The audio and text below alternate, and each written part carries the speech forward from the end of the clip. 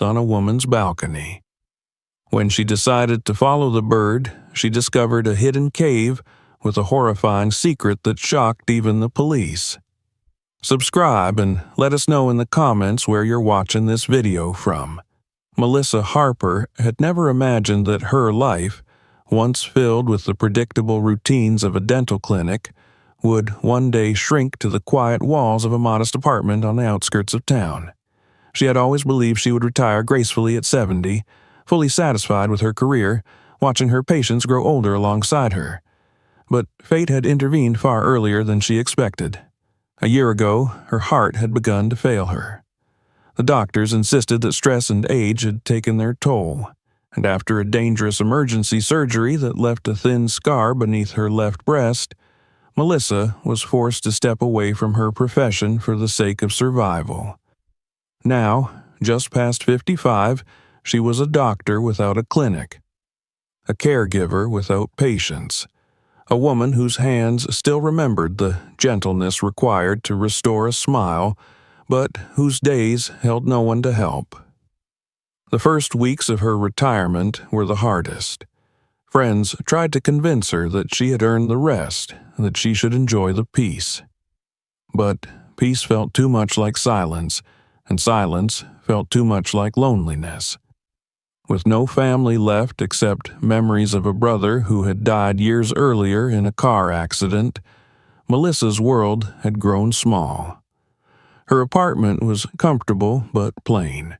One bedroom, one living room, and a narrow balcony overlooking a cluster of trees that bordered the large state forest nearby.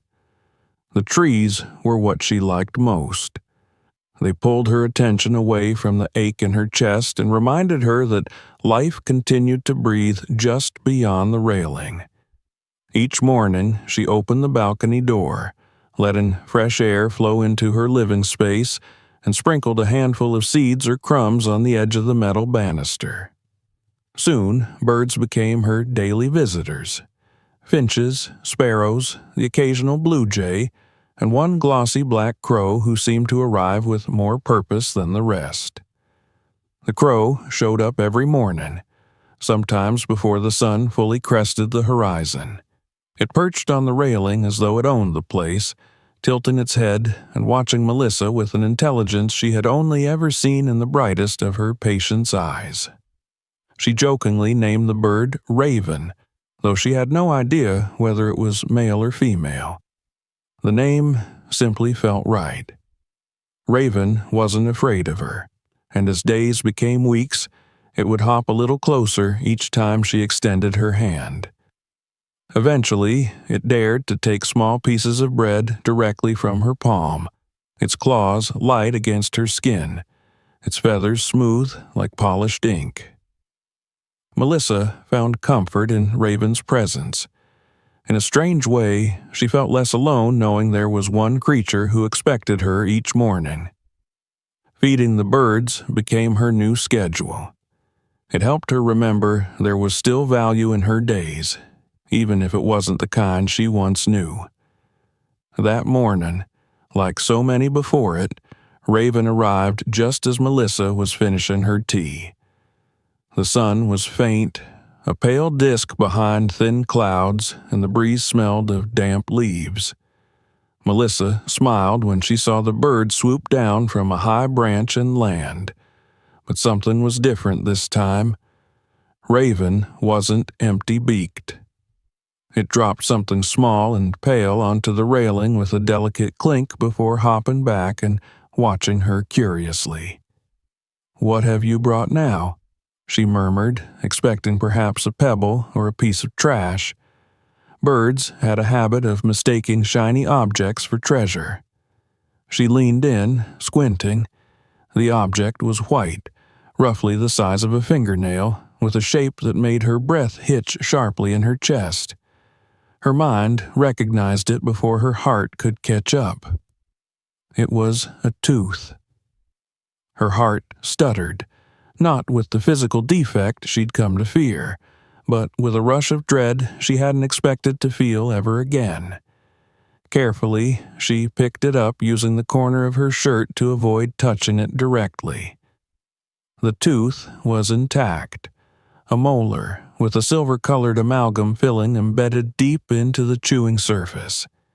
The enamel was slightly worn, suggesting an adult, perhaps middle-aged. She rotated it under the morning light, inspecting the root. It hadn't been surgically removed. It looked as though it had been pulled out with force. She felt a chill begin at the base of her spine and crawl upward. This wasn't the kind of item a crow should ever have access to. She glanced at Raven. The bird blinked back, completely relaxed, as though this were just another crumb or seed. Melissa's professional instincts surged, unearthing long-buried reflexes. She carried the tooth inside, set it on a folded napkin, and fetched a small magnifying lens she sometimes used for reading fine print. Under the lens, the details sharpened. The contour of the filling, the ridges of chewing wear, faint traces of tissue still clinging to the root. Her stomach churned. It had not been exposed to soil long enough to discolor. Recent, too recent.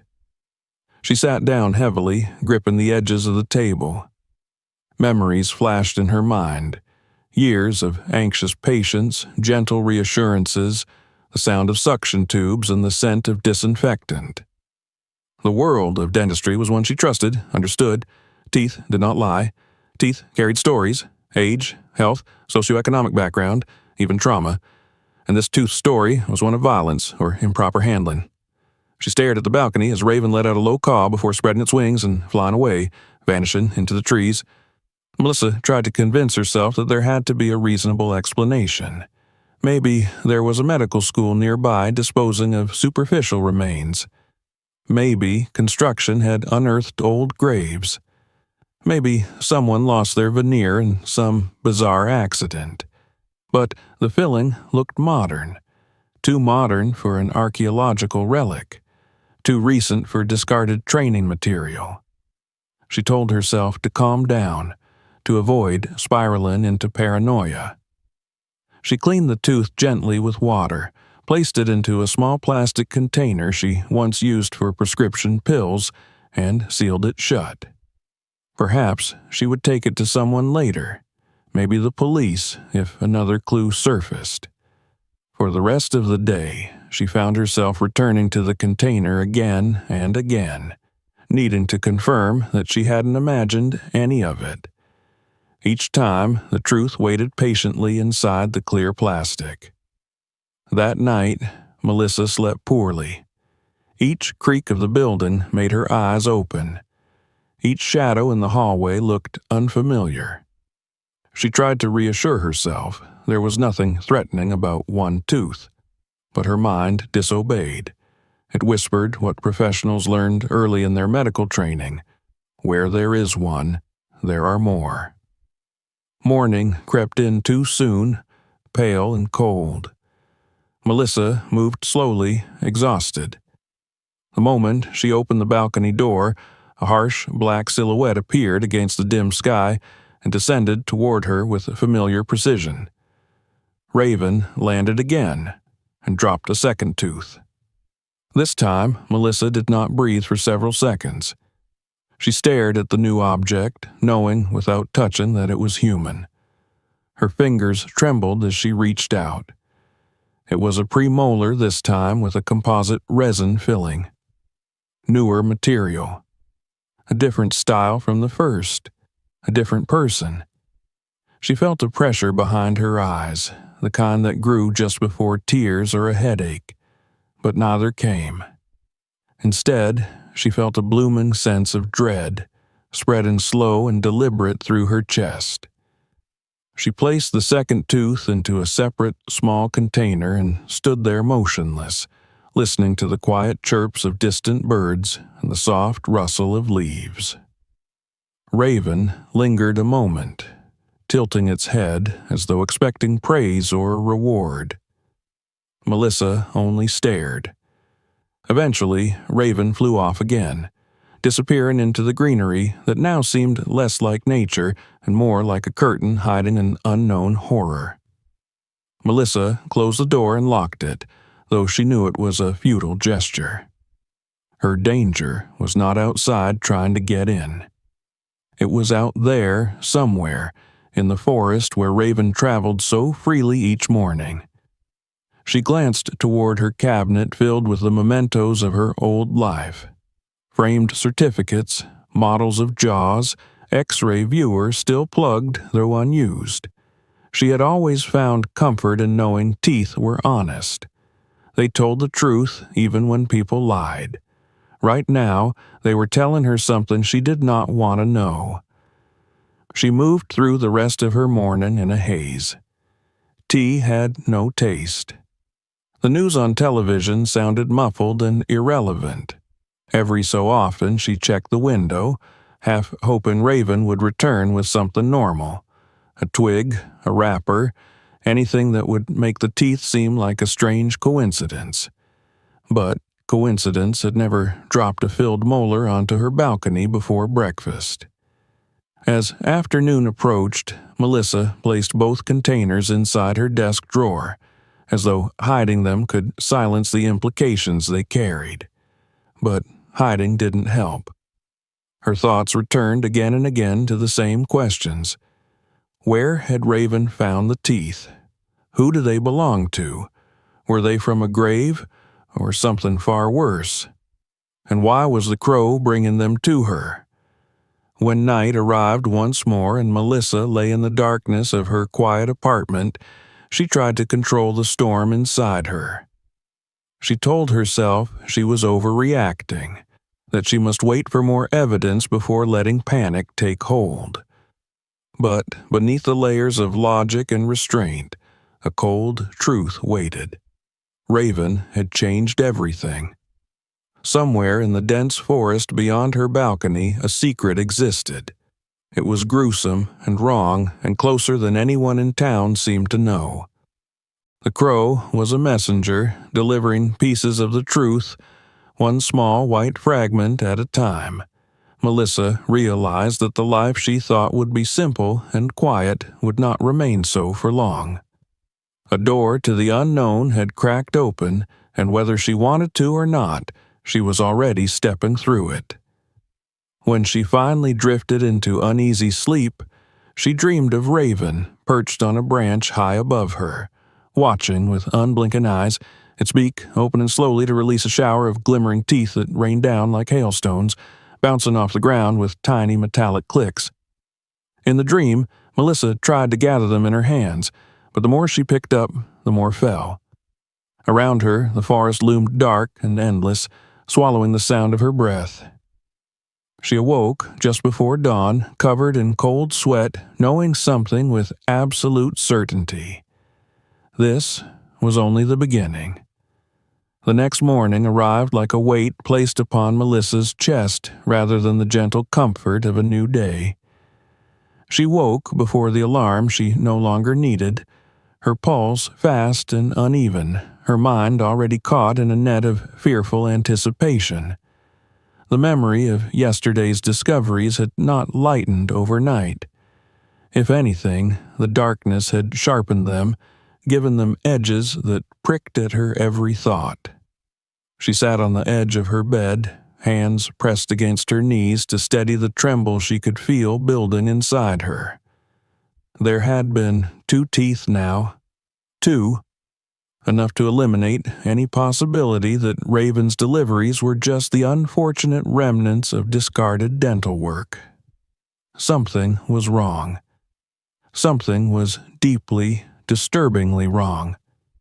With slow, reluctant steps, she made her way toward the balcony, pausing long enough in the kitchen to pour herself a cup of tea that she had no intention of drinking. She set the mug down and stared at the balcony door as though her gaze alone might keep whatever horror waited there from entering. She tried to convince herself that if she simply avoided opening that door, the chain of events would break and the nightmare would dissolve. But ignoring a truth did not erase it. She had learned that after her brother's death. Pretending he might walk back through the door never made it happen. Finally, she inhaled, the air sharp in her lungs, and unlocked the door. The cold morning breeze swept in as she stepped out onto the small space. Her eyes moved instantly toward the railing. Raven was already there. This time, Melissa flinched before the crow even opened its beak. She felt like a character in a book she didn't want to read anymore, yet she couldn't stop turning the pages. Raven released another prize onto the railing, landed lightly, and hopped back with a satisfied ruffle of feathers. Melissa stared at the object, needing several seconds to gather the courage to pick it up. Another tooth, a different shape again. A premolar, but not the same as the second. She sealed it away inside a third pill container, her hands clumsy with fear. Her stomach fluttered with nausea so strong she had to grip the back of a chair to steady herself. Raven seemed puzzled by her lack of reaction, cawing once as if to ask why she was not grateful for the gift. "I can't do this," she whispered to no one. The walls of her apartment didn't care what she could or could not endure. The birds outside certainly didn't. But her own conscience did. She was, by training, someone who noticed the details others chose to overlook. Ignoring evidence, that was a betrayal of everything she had once lived for. But knowing that didn't make the situation any easier. Raven flapped away into the canopy of trees, its silhouette disappearing among the towering trunks. Melissa retreated inside, her heart hammering like a fist on a locked door. The 3 containers now sat in a row on her kitchen table, like silent markers of a crime she feared was unfolding just beyond the boundary of normal life. She didn't want to look at them anymore, yet she kept glancing back as if they might vanish if she didn't keep watch. Her medical experience surged, unwilling to remain dormant in the presence of such evidence. She retrieved her magnifying lens and a small flashlight, the old habits of inspection and analysis resurfacing despite her trembling nerves. The third tooth, like the others, bore signs of having come from a living mouth not long before its removal. The root was intact, and faint residue along the base suggested soft tissue had been attached recently. There were no cracks of age or erosion consistent with burial. Somewhere, recently, this tooth had belonged to a person who could feel pain. She closed her eyes and willed herself to breathe. There were countless stories in the news, missing people, unsolved disappearances, but they had always felt distant. Tragedies that happened to strangers in other towns, other states. Now, those tragedies felt close enough to touch, close enough to be delivered directly into her home by a bird she had once found comforting. She needed help. That truth settled heavily on her shoulders. As much as she disliked the idea of being dismissed again, she knew she couldn't be alone with this knowledge any longer. She grabbed her coat, tucked the containers carefully into her purse, and headed toward the police station. The building was as dull and utilitarian as every other civic structure in town. She stood in the lobby for a moment, steeling herself before approaching the front desk. The officer on duty was a young man with tired eyes that scanned her the way someone checks for trouble before engaging. Melissa explained, calmly at first, that she had found something disturbing. Teeth, more than one, and possibly human. The officer tried to mask the skepticism that flickered across his face, but Melissa had spent a lifetime reading subtle cues. He nodded, typed a few notes into a computer, asked if she was certain they were human. Yes, she said. She was certain. She had been a dentist for 30 years. She knew a human tooth when she saw one. When he asked how she had come across them, her answer, delivered by a crow, landed with a weight that nearly crushed the credibility of her claim. She could feel him withdrawing mentally, filing her under eccentric elderly resident with too much time. Even when she showed him the containers, he merely glanced briefly, not with the intensity of someone recognizing evidence of a crime, but with the polite smile of someone humoring an anxious woman. He promised, in a tone that promised very little, to log the teeth and have someone take a look into it. But his eyes betrayed his belief that there was nothing worth pursuing. As she left the station, Melissa's face burned with humiliation and frustration, her footsteps echoing too loudly in the sterile hallway. It felt as though she had reached out for help, only to find that her hand passed through smoke. Outside, she leaned against a cold brick wall and closed her eyes. She had done the reasonable thing, the responsible thing. And it hadn't been enough. If the police weren't going to help, she would have to find another way. She trudged home through the crisp air, the sound of her shoes crunching against fallen leaves. The forest loomed in the distance, a quiet menace pressing at the edge of town. She could feel it calling to her now, as though it held answers waiting just beyond the visible. All day, she watched the trees from her window, waiting for Raven. She tried to distract herself with books and chores, but her mind circled the same thoughts like a vulture around a carcass. By late afternoon, shadows had begun to stretch, and she found herself sitting by the balcony door without remembering how she got there. When Raven returned once more, hands trembling, she didn't even look at the item the bird dropped.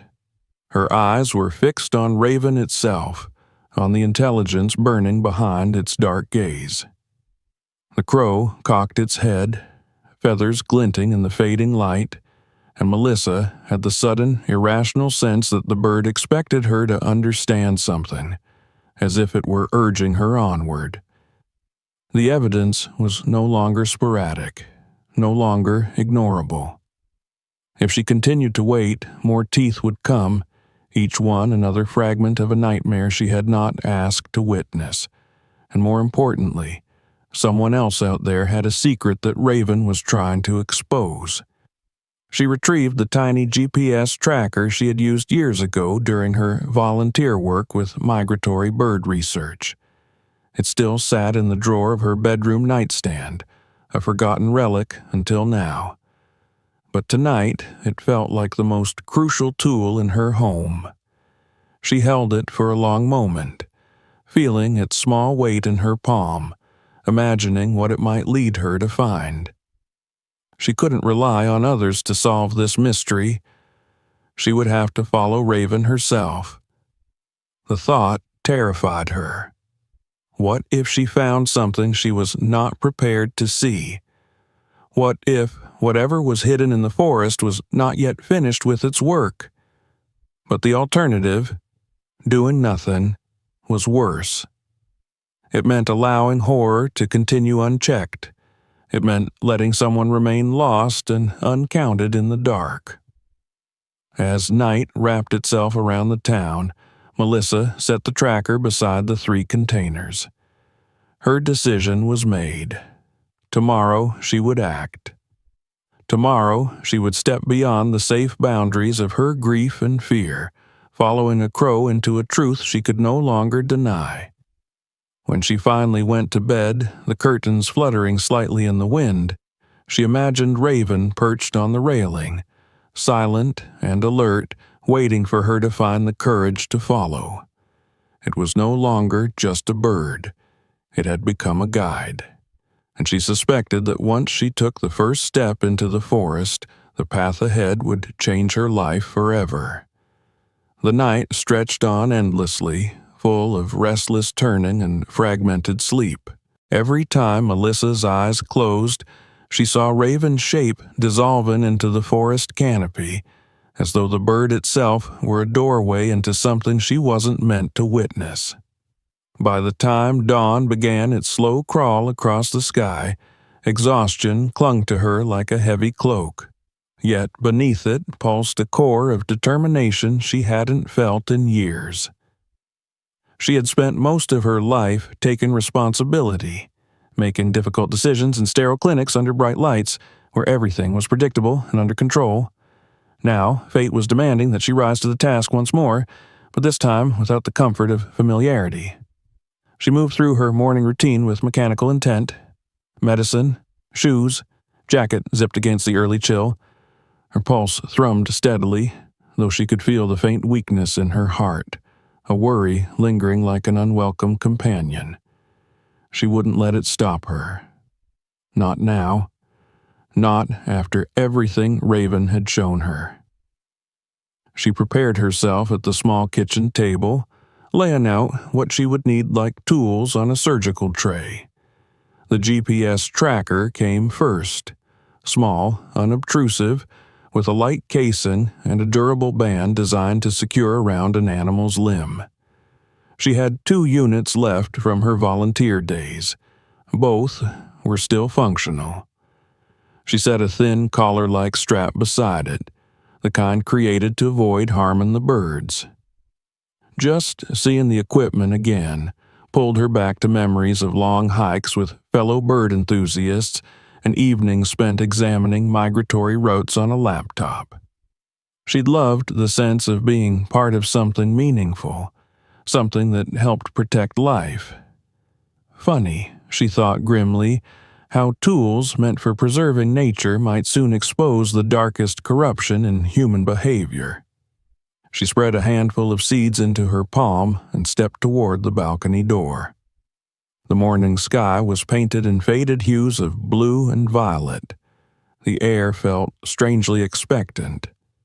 When she opened the door, the quiet dawn fractured into movement as wings beat the air and Raven descended, landing with precise confidence. The crow's head tilted as if greeting her. Its dark eyes gleamed with recognition and something almost like trust. She spoke softly, not wanting to alarm the bird. Her voice carried a thin edge of anxiety, but Raven didn't flinch. The crow hopped closer, drawn to the familiar sight of food in her hand. Melissa let it begin eating, moving slowly, deliberately, letting the moment stretch long enough for the bird's comfort to override suspicion. With her free hand, she gently brought the GPS strap closer, waiting for the exact second Raven's attention dipped fully into the seeds. It was over in less than a breath. Her fingers secured the tracker around Raven's scaled leg. The crow paused, noticing the new weight, and looked at her again, wings half lifted as if deciding whether to take flight or attack. Melissa's heart lurched, but she held her ground, murmuring in a soothing voice she once used for frightened children in her dental chair. The crow blinked once, adjusted to the unfamiliar sensation, then pecked at a stray seed, deciding it was unimportant. Then, with a rush of feathers, Raven launched into the air, circling once before heading towards the tree line with deliberate intent. Melissa stood frozen for a moment, processing what she had just done. It felt like crossing a threshold. There was no turning back now. She hurried inside and grabbed her phone, opening the tracking app.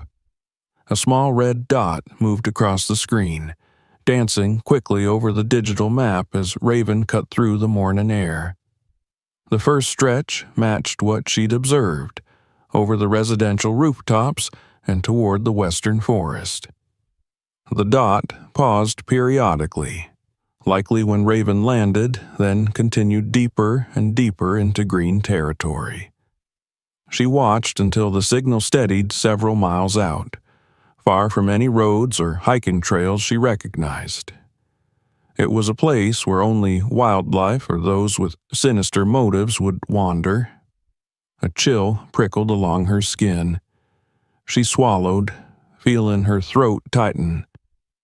It was one thing to follow the path represented on her screen, and quite another to step into the enormous labyrinth of trees and shadows in real life.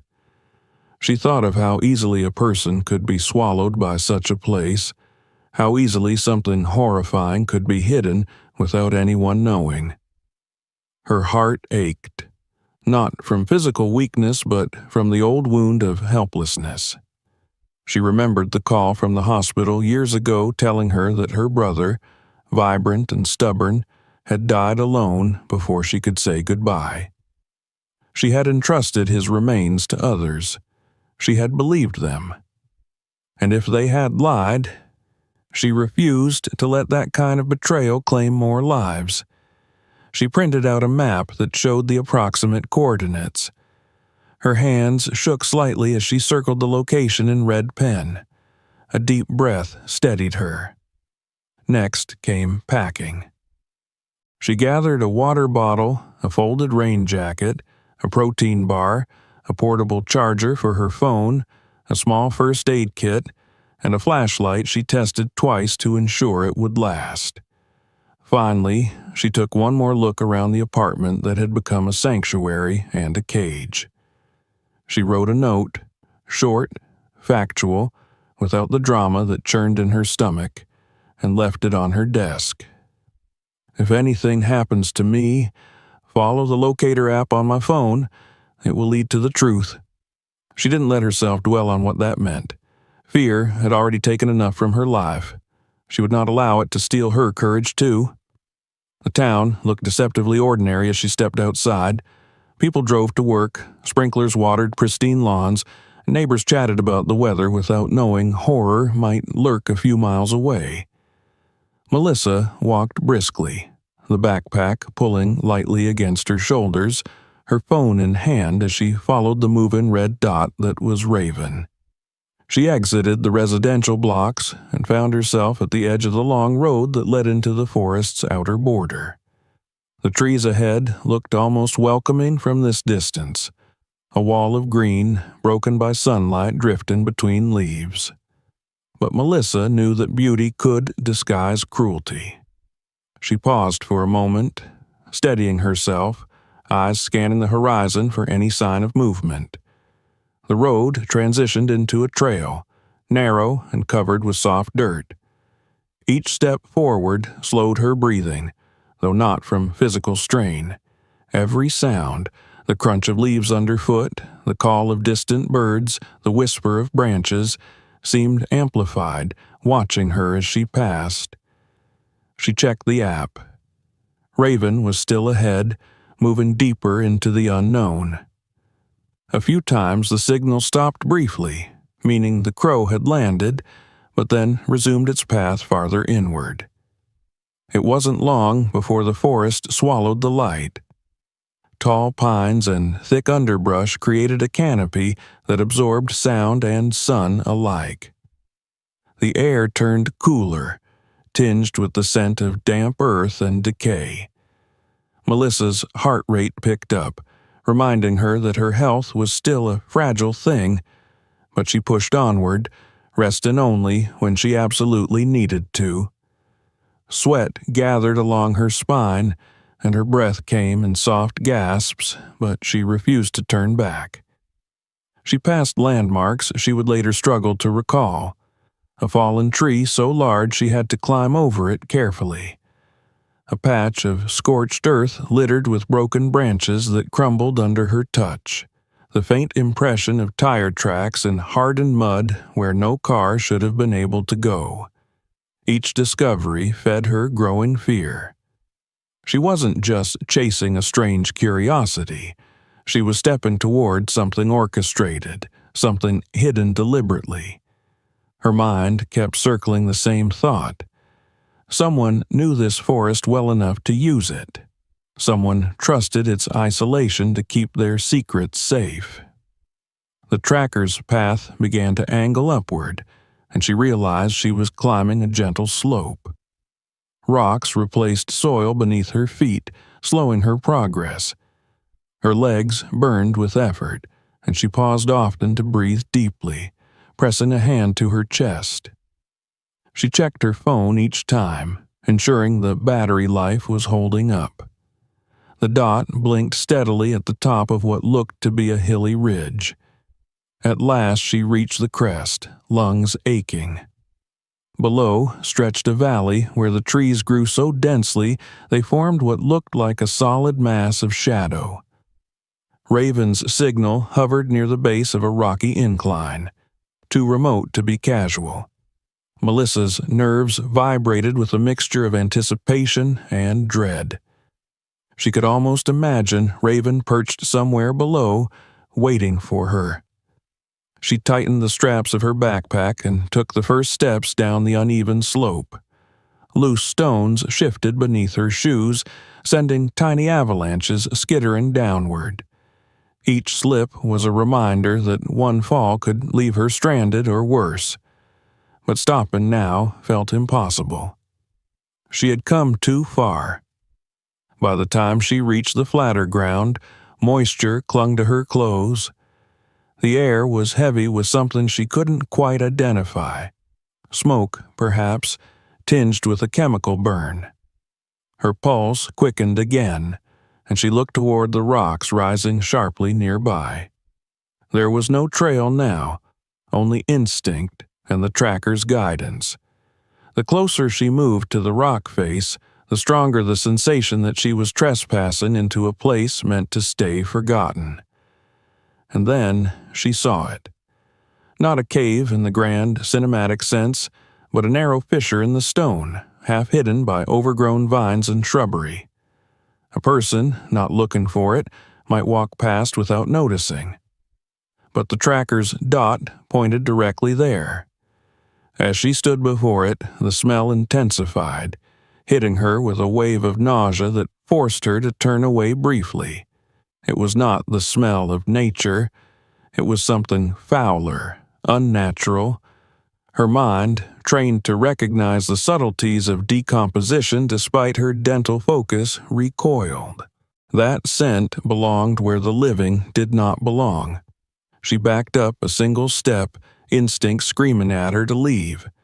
Every primal part of her urged retreat. She should go home now, forget everything. Pretend Raven had never brought her a single tooth. Hand this to someone stronger, younger, better equipped. But then she thought of the police officer's dismissive smile. She thought of her brother, his urn sitting at her windowsill for years, believing she had done well by him. She thought of the teeth that lay silent in their containers, voices of victims who could not speak. Someone had to face this. Someone had to bear witness. Melissa clenched her jaw and stepped towards the fissure. Her body trembled, but her resolve held. She braced her hand against the cool stone wall and inhaled a shaky breath, forcing stale air into her lungs. In that moment, she realized she was no longer simply a retired woman feeding birds. She was the only person willing to follow the truth. And the truth was waiting for her in the darkness ahead. For a long moment, Melissa stood at the threshold of the narrow opening in the rock, the stale air seeping from within, brushing against her face like a warning. Her breath came in shallow pulses, and she felt her heartbeat hammering against her ribs with the urgent rhythm of life, desperate to avoid danger. She reminded herself that she had come too far to retreat now, and too much was at stake to allow cowardice to claim her. She wiped her damp palms on her jeans, took hold of the rough stone edge for balance, and pushed herself sideways into the slit of darkness. The entry was so tight at first that the rock scraped her backpack and jacket, forcing her to twist her body in unnatural angles. The smell intensified with every inch she descended, a mixture of rot, char, and damp soil that clawed at her senses. She clicked her flashlight on, the beam slicing through the gloom like a surgical tool. The cave walls appeared slick and uneven, as though they had been eroded not by time alone, but by human interference.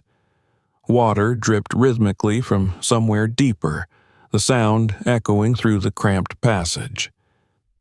She took her first cautious steps forward, her hand pressed against the stone for stability. The light quivered slightly with the tremble in her hand, and she had to stop to steady herself before continuing. The space widened gradually, allowing her to breathe easier and move more naturally. She paused again to listen. Nothing but the faint trickle of water and the distant flapping of wings, as though the forest above was still breathing despite what lay hidden beneath it. The path sloped downward, becoming a natural ramp. Her shoes slipped once on a patch of moss, and she caught her balance with a gasp, gasping a breath that tasted of mildew and ashes. She wondered how often someone else had walked this same route, how many times men with trucks or carts had trudged into the depths, carrying burdens no one would ever wish to see.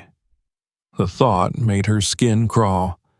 She kept moving, and each step felt like a betrayal of her own safety. But she forced herself forward, clinging to the belief that truth mattered, even when it was buried in shadows and rot. When she finally reached the point where the cave widened into a larger chamber, the sight before her made her freeze in place. Her light landed on an expanse of objects that initially made no sense in such a natural cavern. Plastic tarps draped over mounds that rose like grotesque boulders from the uneven floor. The tarps were stained in dark hues, their edges curled and melted in places, as though exposed to extreme heat. The smell that had lingered in the entryway exploded into its full horror here. She clamped a hand over her mouth and nose, barely containing the urge to gag. It was the scent of death, persistent, sour, sickening, and it coated the air like a suffocating shroud. Her feet refused to move at first. She stared at the shapes beneath those tarps, her mind pleading with her to stop, to flee before the truth seared itself into her memory forever. But she didn't turn back. She made herself lift the hem of one tarp with trembling fingers, peeling it back just enough to see the nightmare beneath. Beneath that corner lay limbs, too many limbs, jumbled together without care or dignity. Bones charred black in places, fragments of clothing fused to them by fire, patches of tissue clinging stubbornly where flames had not yet consumed.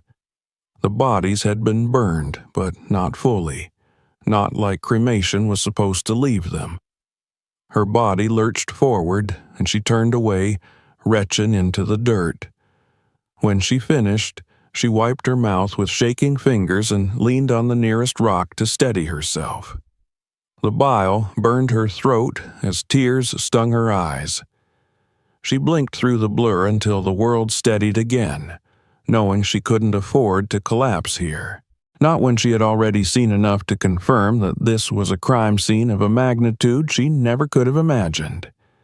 She forced her gaze to the edges of the chamber where discarded items lay scattered.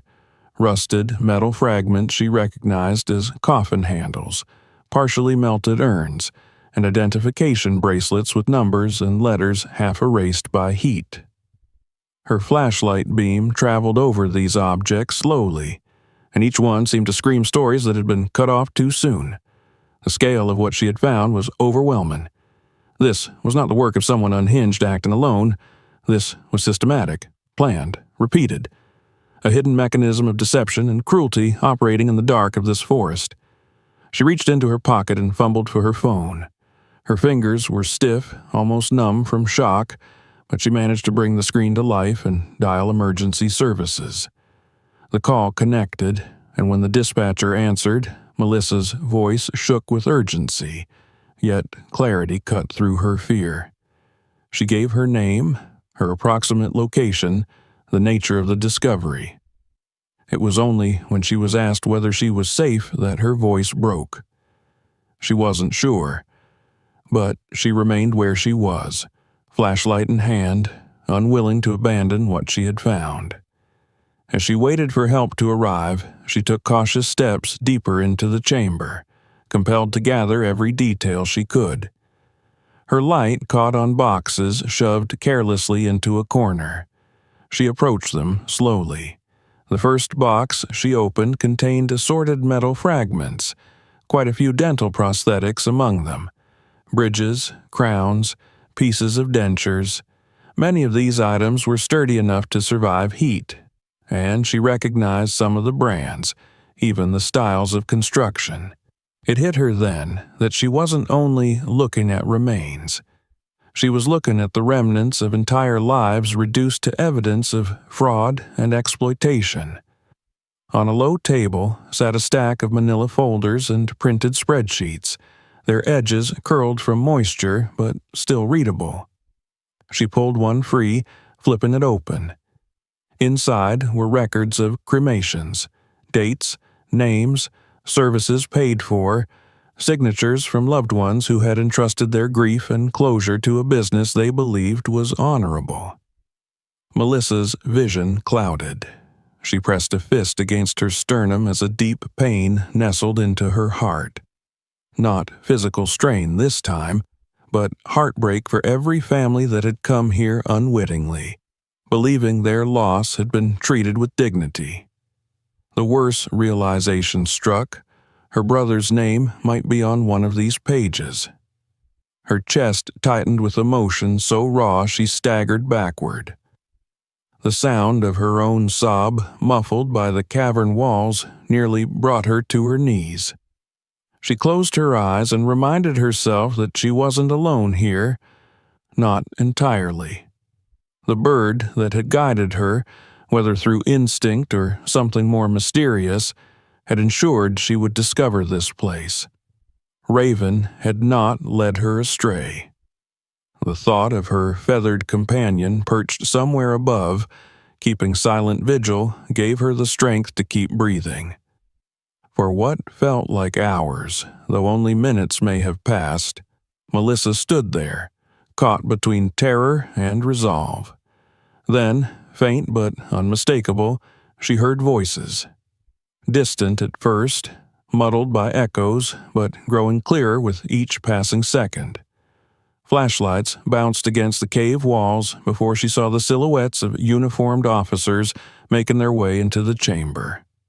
Relief surged through her so forcefully she leaned against the rock to avoid collapsing. Help had arrived. She was no longer the only witness. The officers' reactions were immediate. Shock, grimness, hasty communication over their radios as they marked the area off and guided Melissa carefully away from the worst of the scene. She clutched her phone to her chest like a lifeline, her hands still shaking uncontrollably. Someone draped a blanket over her shoulders, but she hardly felt the warmth. Her eyes kept drifting back toward the mounds beneath the tarps, knowing she had glimpsed only a fraction of what lay there. This was bigger than she could have ever imagined. It was monstrous. As they escorted her toward the entrance of the cave, she stole one last look behind her. The chamber, lit now by multiple beams of light, revealed its horrors with stark clarity. She thought of the families waiting at home, believing ashes in their possession belonged to loved ones. She thought of the trust that had been violated by people who treated human remains like trash. Her voice cracked when she thanked the officers for coming. One of them assured her she had done the right thing.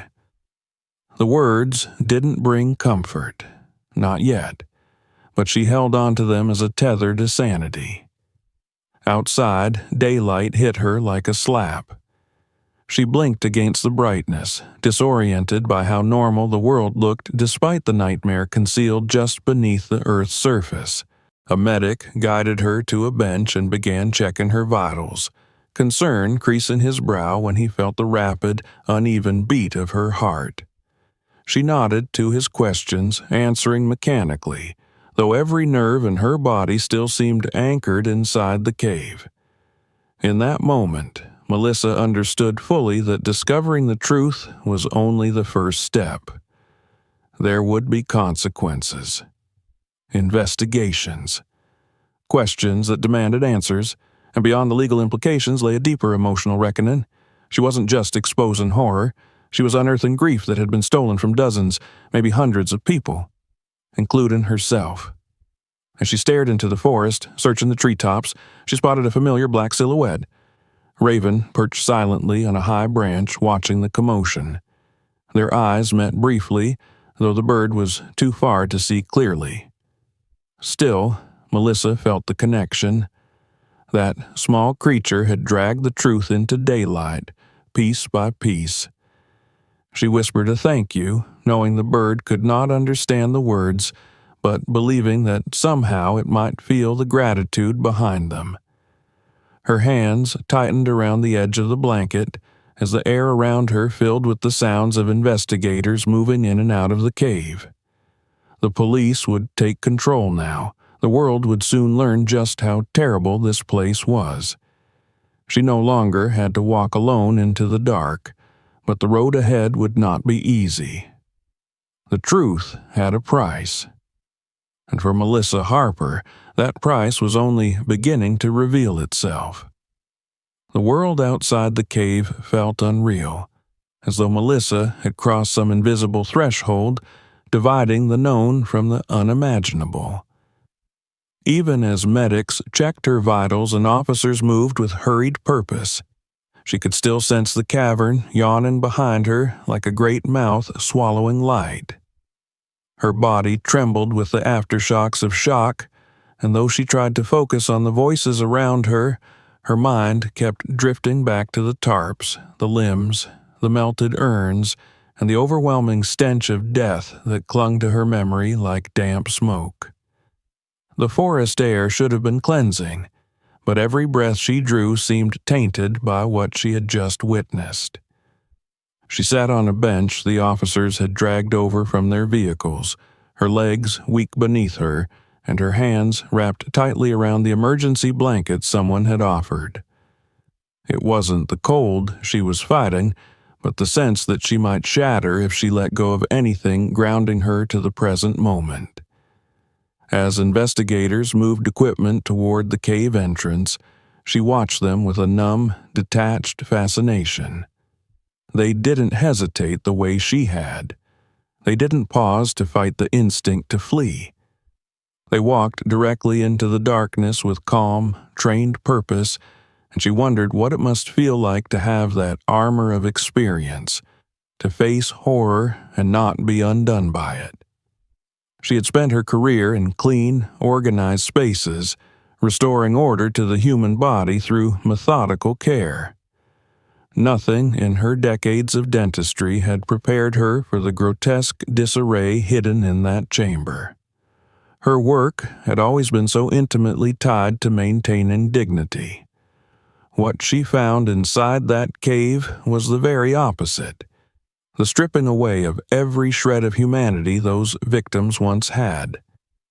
While she sat there dazed, a detective approached her, introducing himself in a calm and measured tone. She barely caught his name, but his presence steadied her slightly. He crouched down to her level, speaking with the kind of gentleness reserved for victims of trauma.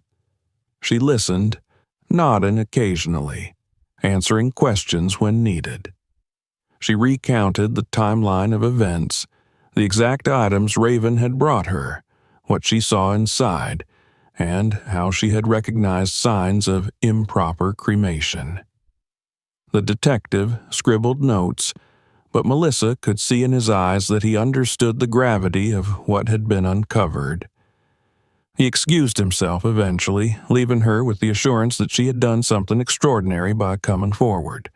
The words barely sank in. She didn't feel extraordinary. She felt hollow. And beneath that hollowness churned an emotion darker and deeper. Anger. Someone had done this on purpose. Someone had reduced human lives to clandestine waste.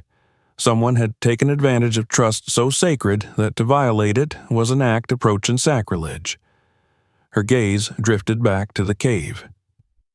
More officers had arrived now, some carrying stretchers, others equipment she didn't recognize. She watched as a forensic expert in protective suit and mask emerged from the entrance carrying a small metallic item sealed in a bag. More followed, each one stepping into daylight with hands full of grim evidence that would soon be cataloged, analyzed, and used to uncover the truth behind this operation. Melissa felt a strange shift inside her then. The numbness began to thin, replaced by an urgent need to know more. The fear was still present, coiled in her gut, but there was something stronger rising through it, a determination rooted not in curiosity but in duty. These bodies had been robbed not only of proper burial but of justice. The least she could do was bear witness until the end. When the detective returned, he asked whether she felt well enough to accompany him to the command post they were establishing nearby. She nodded, though her legs protested as she stood. The ground felt unsteady beneath her feet, as though the world itself had tilted. He offered her an arm, and she accepted it gratefully. The command area was a cluster of vehicles stationed in a clearing adjacent to the cave, their open trunks exposing supplies, laptops, evidence kits, and radios chattering with clipped voices. A tent had been erected, functioning as a temporary base of operations. Inside the tent, she was given a chair, a bottle of water, and a blanket that smelled faintly of disinfectant. She sipped from the bottle, but the taste of the cave still lingered on her tongue, making it difficult to swallow. She tried to ground herself by observing everything around her. The officers mapping the cave layout on a whiteboard, the analysts murmuring over photographs, the hum of generators powering lights and equipment. It was chaotic, yet purposeful, a stark contrast to the quiet horror concealed beneath the forest floor. As she watched them, something caught her eye. A large evidence bin placed near the table where two forensic technicians were sorting items. Through the clear side panel, she glimpsed a collection of urns. Her breath caught. They were dented, melted in places, their engravings warped by heat. Yet some were still legible enough to reveal names. She felt a cold sweep run through her, starting at her chest and radiating outward. These names belonged to people whose families believed their remains had been handled respectfully. They had buried, scattered, or kept ashes that were lies. Before she could stop herself, she rose from her chair and approached the technicians. Her fingers curled into fists at her sides as she stared at the urns. Some had labels still partially intact, dates, service numbers, cremation certificates. She wanted to reach out, to hold them, to shield them somehow from the indignity they had endured. The technicians noticed her staring and offered sympathetic looks, but they could not offer comfort. They knew what these urns represented. She scanned the names desperately, searching for one in particular, even though she prayed she wouldn't find it. Her brother's last name had not been uncommon, and the thought that his identity might be mixed among those stolen fragments of metal was unbearable. She told herself not to look, that the forensic team would contact her if anything matching his records appeared, but she couldn't turn away. Her eyes moved slowly across the names. Somewhere in the middle of the third line, she froze.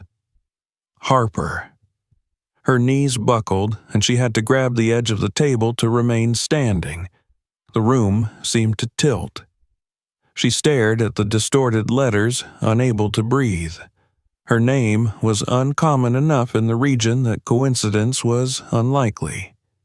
Her brother's service had been processed years ago. She remembered the signature she placed on the paperwork, her pen trembling as she signed off on his cremation, believing she was fulfilling his final wish. She remembered holding the urn the funeral home delivered, light, polished, adorned with a tasteful plaque, and thinking how strange it felt to carry the weight of loss in such a small object. But that urn had been a lie, a counterfeit of grief. She heard someone speaking to her, asking her to sit, but the words were muffled as though drifting through water. She sank into a chair as tears blurred her vision. She felt hands on her shoulders, a gentle voice telling her to breathe. She had processed death before, comforted families, offered condolences, witnessed the sorrow of countless lives touched by loss. But this pain was different. This was no natural passing. This was theft. Her brother's body had been discarded like garbage in a cave where only animals and criminals could find him. The anguish that filled her was sharp and burning. Her heart pounded unevenly, and she pressed a hand to her chest, unsure whether the pain was emotional or physical. She closed her eyes, willing herself to breathe through the trembling that overtook her limbs. Someone handed her another bottle of water, and she sipped mechanically, her thoughts spiraling. She remembered his smile, his boisterous laugh, the way he always tried to cheer her up when medical school felt too overwhelming. She remembered the day she received the call about his accident, the numbness that followed, and the belief that at least she had given him dignity in death. Now, that final shred of comfort had been torn away. She hadn't even mourned properly. She had mourned a fabrication. When she opened her eyes again, the grief was still there, but beneath it simmered a rising fire, a quiet, slow-burning fury. This wasn't simply about exposing a crime anymore or saving others from ignorance. This was personal.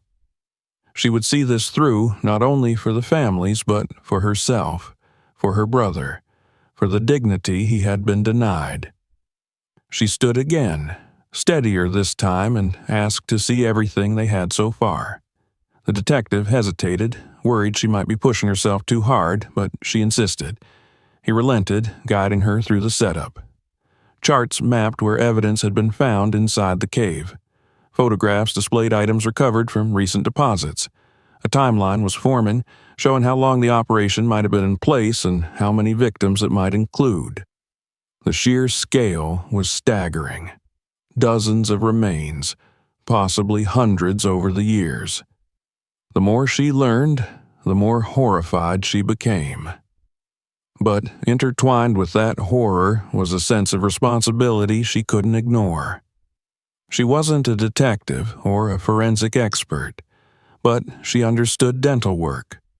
She could identify certain types of fillings, estimate ages, notice details that others might overlook, and she realized that her skills could help the investigation significantly. When she offered her assistance, limited of course by her health and the emotional trauma she was processing, the detective's eyes lit with respect. They welcomed any expertise that could help piece together this labyrinth of deceit. She agreed to provide insights when possible, though she warned she needed time. They promised not to push her beyond what she could handle. As the day wore on, more remains were carried from the cave. Each time a stretcher emerged, Melissa felt a pang of sorrow reverberate through her, imagining the weight of each life represented by that shrouded shape.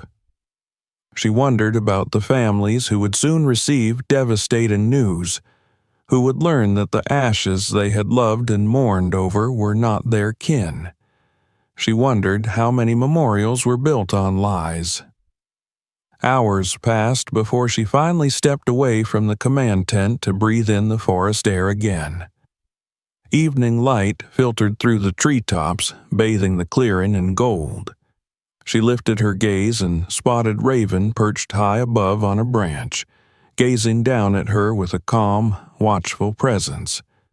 The bird seemed almost like a guardian, a silent witness to the unfolding truth.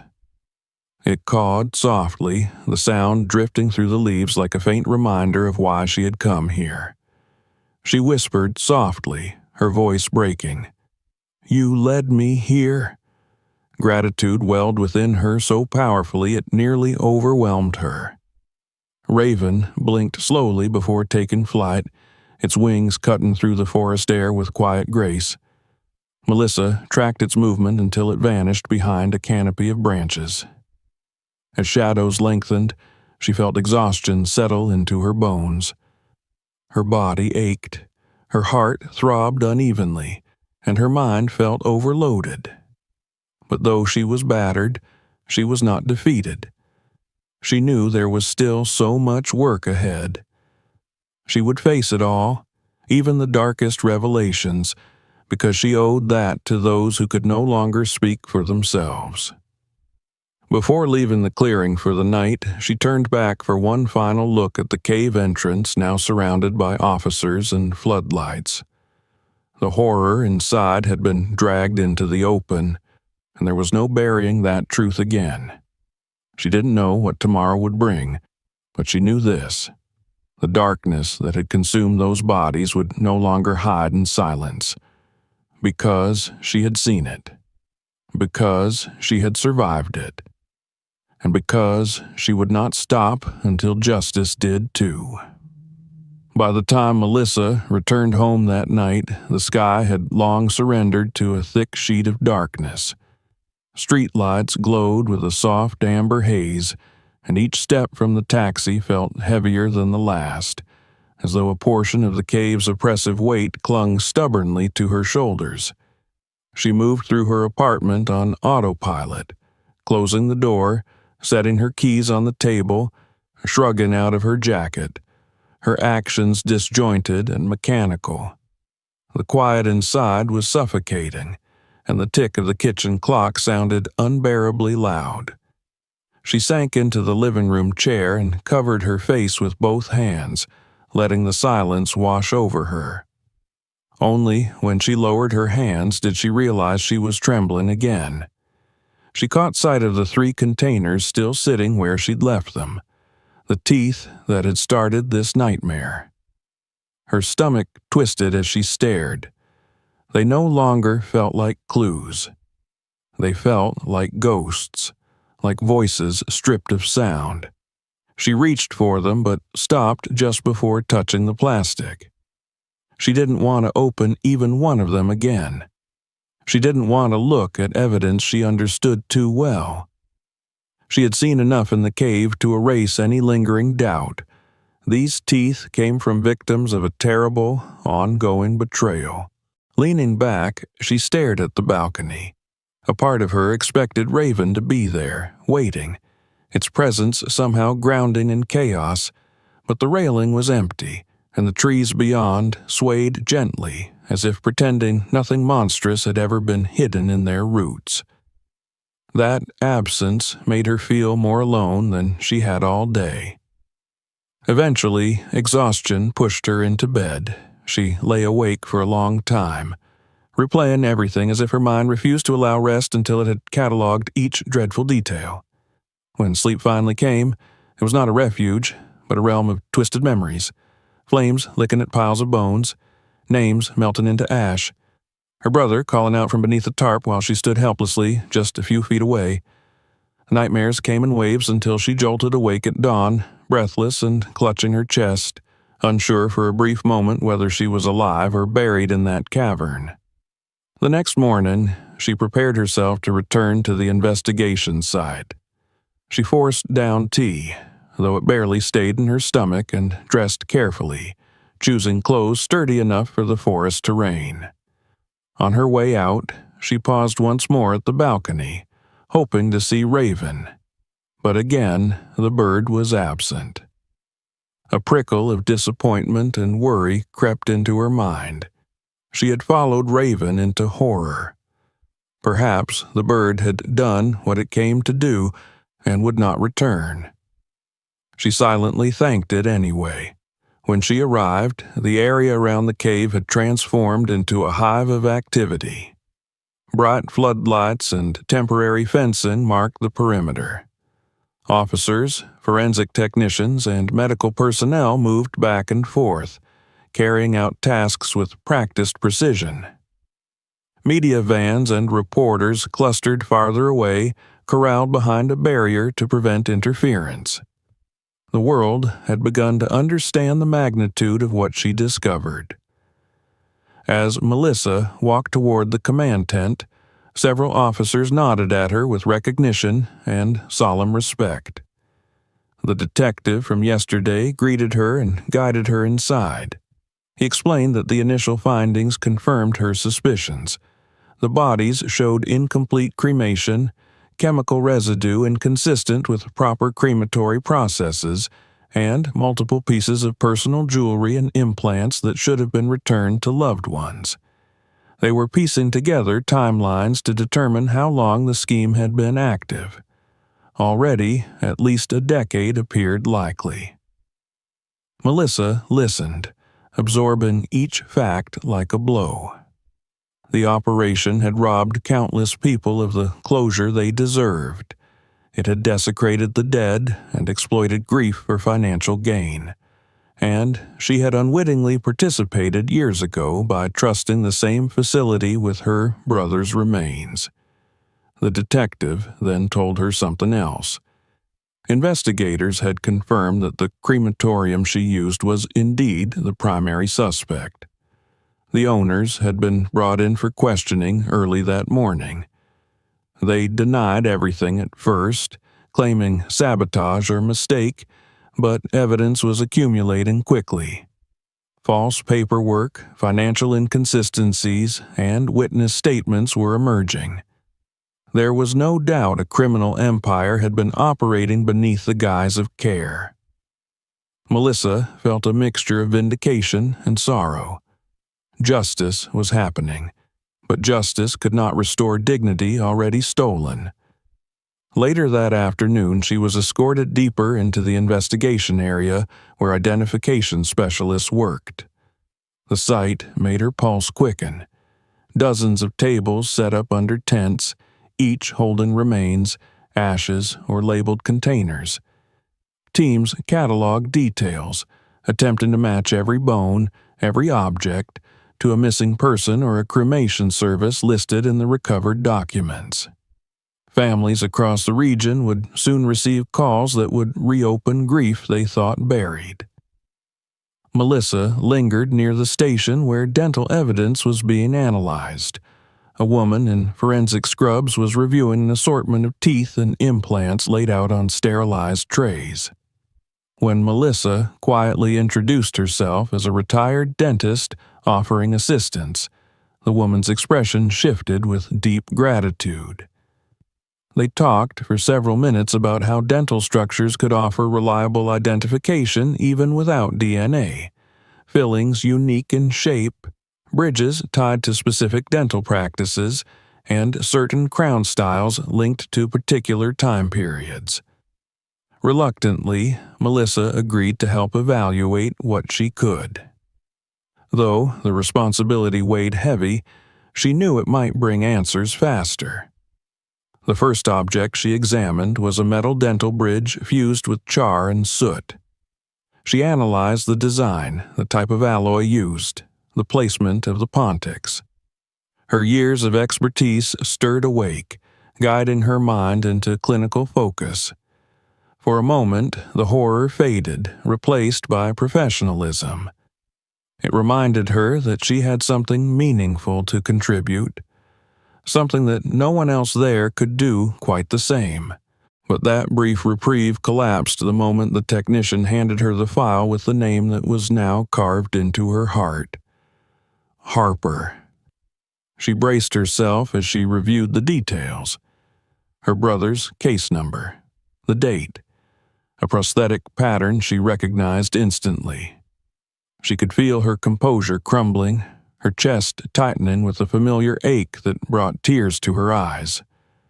Her brother was there. Confirmed. Trapped for years in a dark tomb of indignity.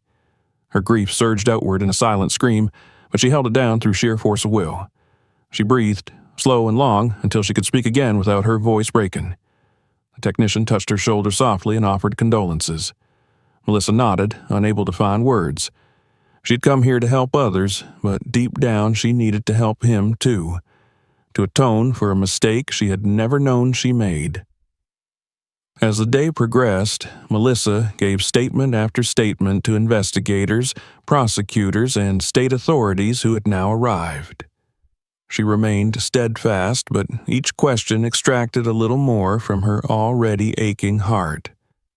She found herself glancing at the forest every so often, hoping to see Raven perched somewhere nearby, but the crow never appeared. She wondered whether it had sensed that its mission was complete, or whether it too was recoiling from the horrors it had uncovered. By evening, when they finally allowed her to leave, the exhaustion was overwhelming. The detective arranged for a patrol car to drive her home. The ride was quiet, and she stared out the window, watching trees slip past like silent sentinels guarding their terrible secrets. At home, she lowered herself into her favorite chair and let the stillness embrace her. The silence no longer felt empty. It was full of unspoken truths. She poured herself a cup of tea she knew she wouldn't drink and sat in the lamplight, staring at the wall as though answers might appear there. Her thoughts churned relentlessly. Her brother would finally have a proper resting place. The families would finally learn what became of their loved ones. The crematorium owners would face consequences for their cruelty, and she, once powerless and ignored, had become the catalyst for justice.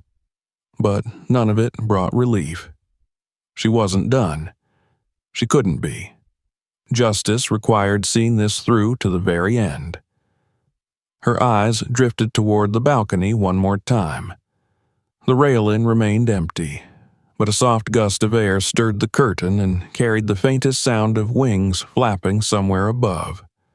Melissa drew in a slow breath. Raven had not abandoned her. It had trusted her to finish what the bird could only begin. Even if the path ahead was paved with pain, she would follow it. For her brother, for every stolen life, and for herself, so she could one day look back and know she never chose the easier road at the price of the truth. The following weeks unfolded slowly, like pages turned in a heavy book where every word was written in grief. Sirens and reporters faded from the forest as the investigation shifted into offices, laboratories, and courtrooms. Yet, the weight of what had been discovered remained as palpable as ever.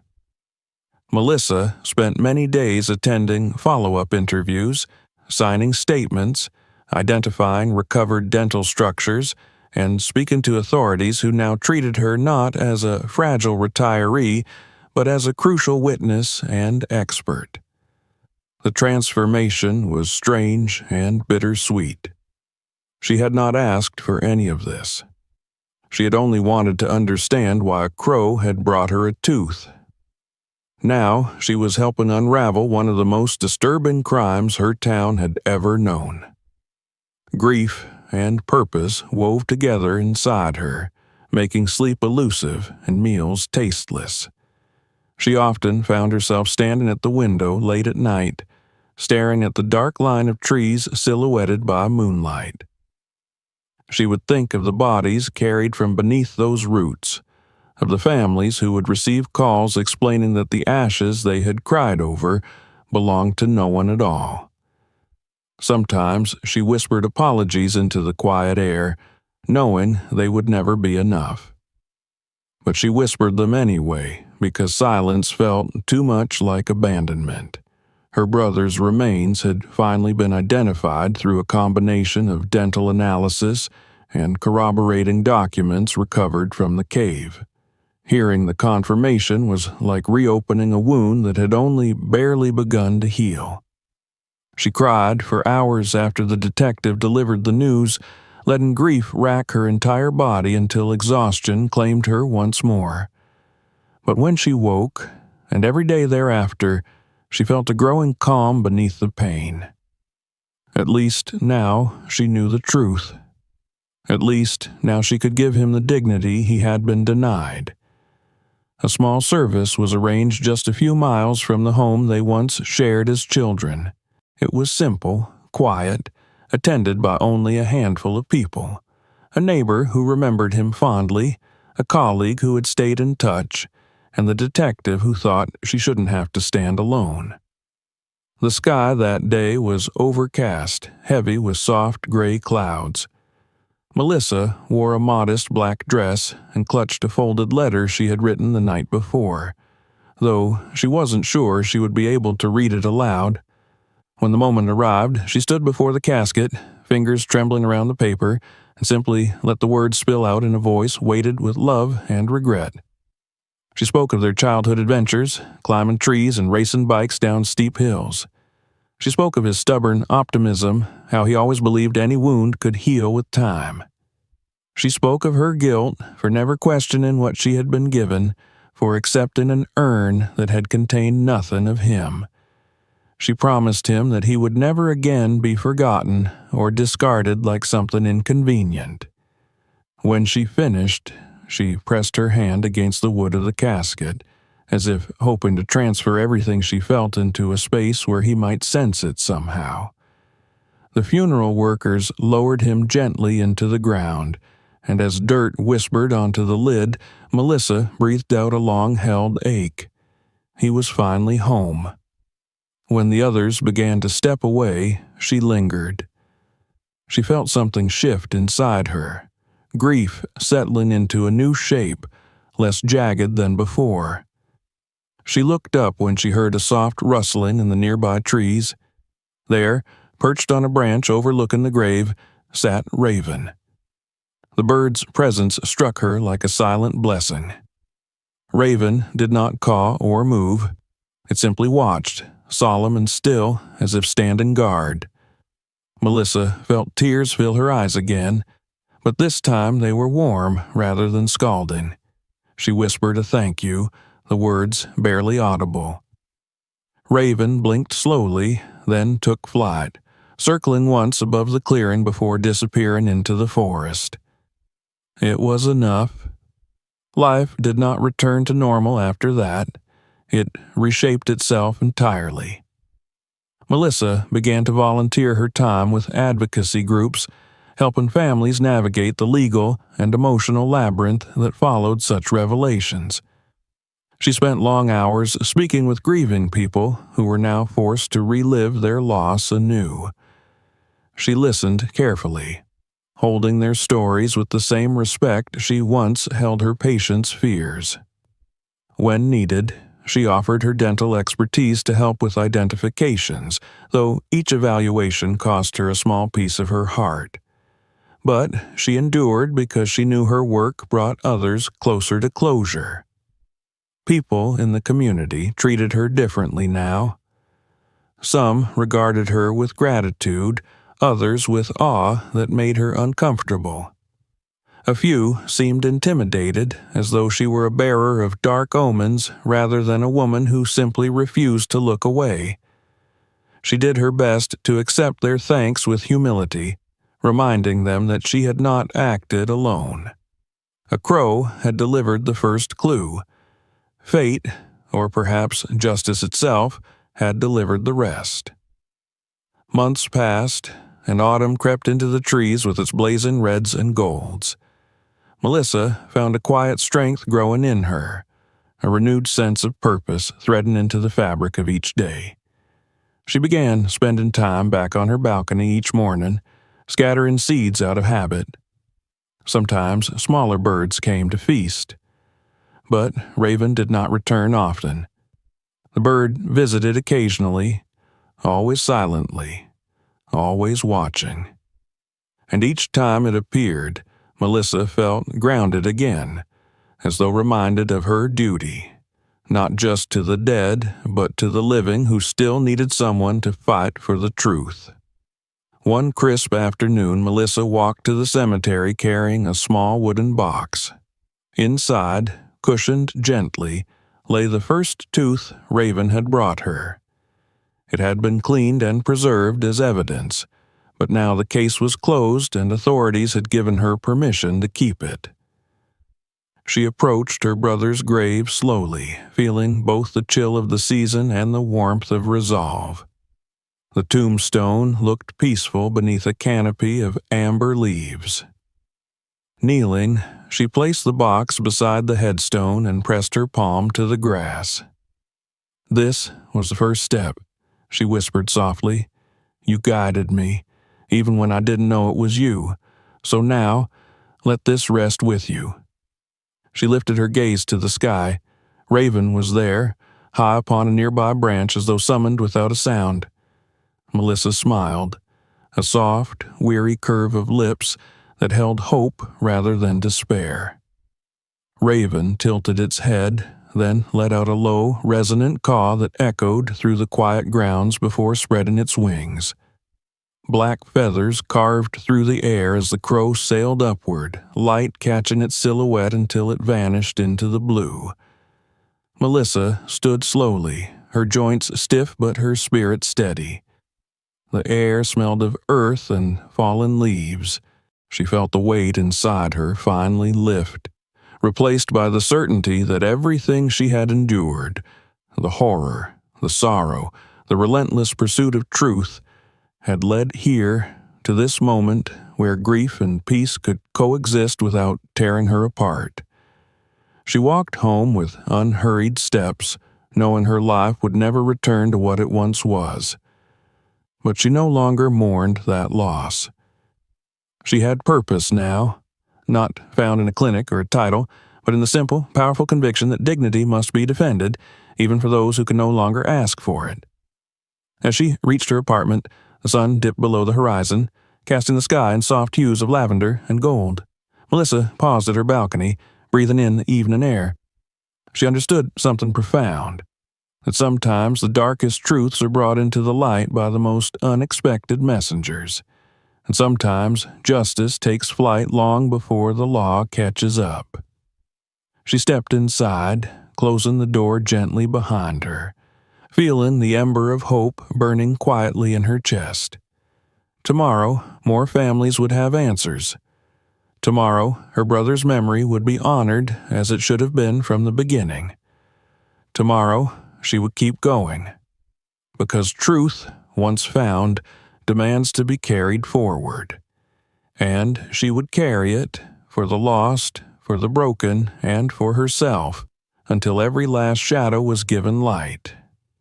If this story shocked you, make sure to subscribe so you don't miss the next unbelievable discoveries. Watch our other videos for more hidden secrets and mysteries that will leave you speechless. Share this video and let others see what lurks just beneath the surface. You